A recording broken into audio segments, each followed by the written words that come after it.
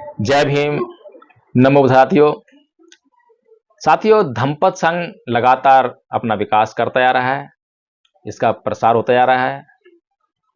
जहां मैंने स्वयं के अपने प्रयासों से केवल 4 या 5 आचार्य बनाए थे, जिनको मैंने प्रथम वर्ष का कोर्स याद कराया था। आज उन 4-5 आचार्यों ने उस जो एक मीटिंग हुआ करती थी हमारी सुबह केवल 1 घंटे की, सुबह 5:30 बजे से लेकर 6:30 बजे तक की, और हम उसमें पहले ध्यान करते थे, विपश्यना करते थे, उसके बाद आधा घंटा धर्म चर्चा करते थे। उसको विस्तार देकर हमने शाम को भी 1 घंटा मीटिंग शुरू कर दी, फिर उसको और विस्तार दिया। और जब हमारे आचार्यों ने आगे और मेहनत की, काम करना शुरू किया और लोगों को आचार्य बनाया, आज 67 आचार्य धम्मपद संघ के पास हैं, पिछले केवल 1 साल की मेहनत में। और अगर टाइम की बात करें, जहां हमारा केवल 1 घंटे का टाइम था, वहां आज सुबह 5:30 बजे, 5:15 बजे मीटिंग शुरू होती है और वह एक्सटेंड होकर 8 बजे तक, और कई बार तो 9 और 10 बजे तक मीटिंग चलती है। अब आप सोच रहे हो कि 9 और 10 बजे तक मीटिंग में क्या होता है। एक ही तरह के लोग नहीं होते हैं वहां पर कि जो सुबह 5:30 जुड़े थे वही 9 बजे तक जुड़े रहे हैं, ऐसा नहीं होता है। समय समय पर लोग आते हैं और उसमें ट्रेनिंग चलती है, धम्म सिखाया जाता है, धम्म का अभ्यास कराया जाता है। उसके बाद फिर 3 बजे मीटिंग शुरू हो जाती है और वो 5 बजे चलती है, और कई बार 5 बजे से जो है एक्सटेंड होकर जो है जब चर्चा चलती है तो 5:30 बज जाते हैं, 5:45 बज जाते हैं। फिर मीटिंग 7 बजे शुरू हो जाती है और रात को 11, 12, 1 बजे तक कई बार कंटिन्यू हो जाती है। यानी कि अगर वहां पर प्रशिक्षु स्टूडेंट अवेलेबल है सीखने के लिए और हमारे आचार्य अवेलेबल हैं, तो मीटिंग चलती रहती है। तो इसलिए धम्मपद संघ जो है अपने प्रयासों से बाबा साहेब डॉक्टर भीमराव अंबेडकर का जो सपना था बौद्धमय भारत का, उसको पूरा करने का भरसक प्रयास कर रहा है। और इसलिए जो कोर्स बनाया गया है, उस कोर्स को जो भी हमारे पास नए नए स्टूडेंट्स आ रहे हैं, उनको पूरा कोर्स याद कराने के लिए हमारे पास अनपढ़ स्टूडेंट्स भी हैं और पढ़े लिखे स्टूडेंट्स भी हैं। जो पढ़े लिखे स्टूडेंट्स हैं वो आसानी से, उनको जब पीडीएफ दे देते हैं तो आसानी से थोड़ा उच्चारण करा दिया हमने, उनको उच्चारण सिखा दिया कि किस प्रकार से पाली में बोलना है। उसके बाद वो खुद से याद कर लेते हैं, तो धम्मपद संघ को उसमें सुविधा हो जाती है। लेकिन जो अनपढ़ लोग हैं, जो कभी स्कूल नहीं गए हैं, उनको भी पाली में प्रथम वर्ष का कोर्स हमने याद करवा दिया है। लेकिन उनको थोड़ा समय ज़्यादा लग जाता है। जहाँ कोई 1 हफ्ते में कोर्स कर लेता है जो पढ़ा लिखा व्यक्ति है, वहीं पर जो अनपढ़ लोग हैं उनको 1 महीना, 1.5 महीना, किसी को 2 महीने भी लग जाते हैं। लेकिन कोर्स सभी कर सकते हैं।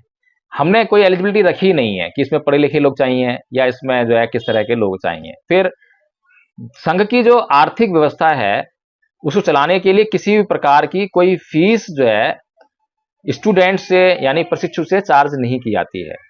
ये नहीं कहता है कि आपको ये कोर्स कराएंगे तो आपको ये फीस देनी पड़ेगी। फीस की तो बात करते हैं, लेकिन फीस होती है डेडिकेशन। बिना डेडिकेशन के आप जो है कुछ भी हासिल नहीं कर सकते हैं। समर्पण चाहिए, संघ के प्रति समर्पण चाहिए।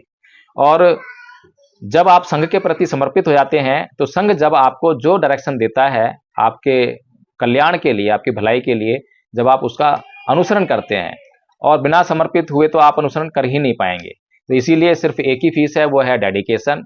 और उसके बाद जब कोई भी प्रशिक्षु आचार्य बन जाता है, तो वह धम्मपद संघ के साथ में मिलकर आने वाले प्रशिक्षुओं को प्रशिक्षित करने का कार्य करने लगते हैं। इसीलिए हमने जो कहा था कि हम आचार्य बना रहे हैं। आचार्य का मतलब होता है कि जिसने खुद सीख लिया है, खुद कोर्स कर लिया है, अब उसके पास सामर्थ्य आ गया कि दूसरों को भी वह कोर्स करवा सकता है। और धम्मपद संघ समय समय पर कैडर प्रोग्राम करता है, प्रशिक्षण शिविर लगाता है। इसी प्रकार के शिविर जो है अभी दिल्ली में लगाने की व्यवस्था करने की तैयारी हो रही है। और मैं चाहूँगा कि आप लोग धम्मपद संघ को बढ़ चढ़कर सहयोग करें। और मैं बार बार कहता हूं कि एडवोकेट जय भीम प्रकाश कोई भी बात कह रहा है तो केवल जय भीम प्रकाश कह रहा है इसलिए मानने की कोई आवश्यकता नहीं है। आपको चाहिए कि एडवोकेट जय भीम प्रकाश क्या कह रहा है, उसमें क्या गंभीरता है, उसकी क्या उपयोगिता है, उससे किसका कल्याण होने वाला है। जब आप इन बातों पर चिंतन मनन करेंगे, विचार विमर्श करेंगे, खोजबीन करेंगे, और जब आपके प्रश्न उनका उत्तर मिल जाएगा, आपके संदेह दूर हो जाएंगे, तो फिर जय भीम प्रकाश के साथ जुड़ने की आवश्यकता नहीं रहेगी। आप संघ के साथ जुड़िए, संघ के साथ जुड़कर ही आप जो है संघ का विस्तार कर पाएंगे और इस देश को बौद्धमय बना पाएंगे।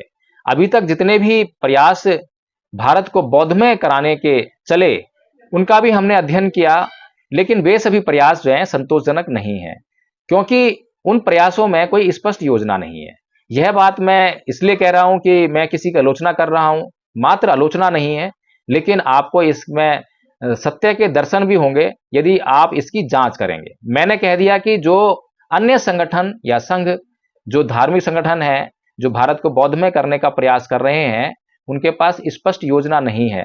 तो मैंने तो कह दिया, हो सकता है मैं आलोचना कर रहा हूं, हो सकता है मेरे भीतर जो है किसी के प्रति ईर्ष्या का भाव भी हो, लेकिन आपको यह देखना है कि एडवोकेट जय भीम प्रकाश जो कह रहा है वो क्या सही कह रहा है या गलत कह रहा है।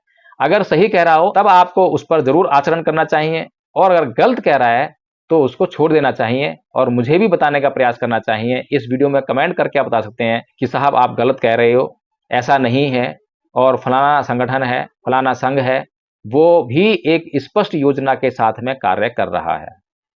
लेकिन मैं तो यही कहना चाहूंगा कि जब तक आप धम्मपद संघ में लगभग कम से कम 1 हफ्ता जुड़कर नहीं देखेंगे, तब तक आप धम्मपद संघ की कार्यशैली की जांच नहीं कर सकते। और मैं आपको गारंटी देता हूं, पूरी गारंटी देता हूं कि अगर आपने धम्मपद संघ के साथ जुड़कर इसकी कार्यशैली को देखा, जांचा, परखा, तो आपको अन्य किसी संघ या संगठन की कार्यशैली अब तक जो है ऐसी देखने को नहीं मिली होगी। ये अभूतपूर्व है। मैं ऐसा दावा केवल इसलिए नहीं कर रहा हूं कि मुझे केवल धम्मपद संघ का विस्तार करना है, मेरा ऐसा कोई ध्येय नहीं है, ऐसा कोई आशय नहीं है। लेकिन अगर इस बात में सत्यता है तो फिर इसके अलावा कोई चारा भी नहीं है। इसीलिए साथियों, मैं आपसे यही निवेदन करूंगा कि आप भी धम्मपद संघ को ज्वाइन करें, और जो नंबर स्क्रीन पर फ्लैश किए जा रहे हैं आप उनसे संपर्क करें, जानकारी लें। साथियों, यदि आपको लगता है कि यह वीडियो जो है समाज के लिए बहुपयोगी है तो इसको जो है लाइक कर दें, और कमेंट में मुझे जो सवाल पूछे हैं उनका उत्तर जरूर दें, और इस वीडियो को शेयर करना बिल्कुल ना भूलें। जय भीम, नमो बुद्धाय।